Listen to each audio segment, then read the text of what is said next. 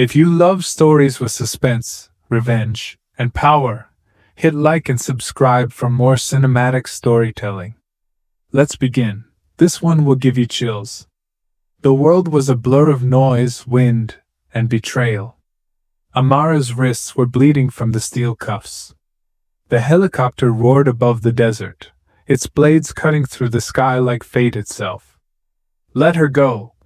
one of the cops shouted over the noise. The other laughed. "Orders from above." And then, they pushed her. Her body fell through the open air, the wind screaming in her ears. Below, endless sand and silence. As she fell, her eyes didn't show fear, only fury. Because Amara wasn't just anyone. She was a former counterintelligence officer, betrayed by her own department. Dust exploded around her as she hit the ground hard. Pain burned through her back, but somehow, she was alive. The cuffs had snapped partially on impact.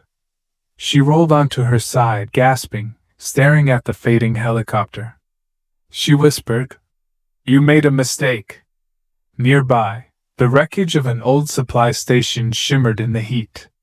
She limped toward it, found a sharp piece of metal, and freed her wrists. Her eyes focused, no panic, no tears. Just cold purpose.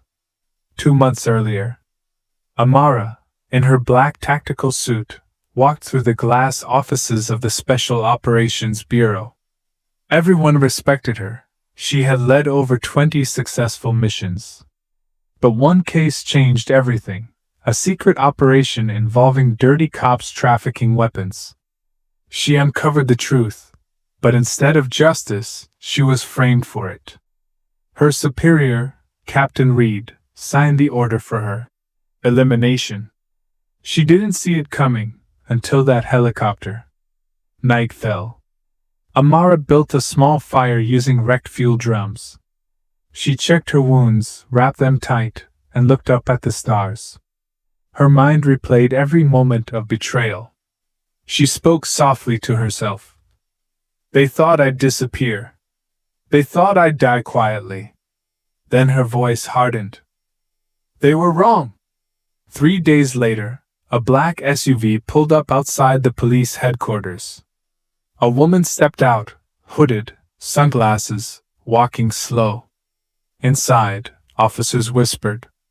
They had heard rumors that the woman they dropped had been seen near the border. But no one believed it. Until she walked through the door. Amara dropped a pair of broken handcuffs on the reception desk. "Tell Captain Reed, his ghost just came back."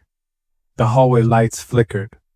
Captain Reed froze as he saw her enter his office, alive, calm, and dangerous. "Reed, you shouldn't be here." "Amara, neither should your conscience." She moved like lightning, using his own gun to shoot out the cameras. Reed backed away.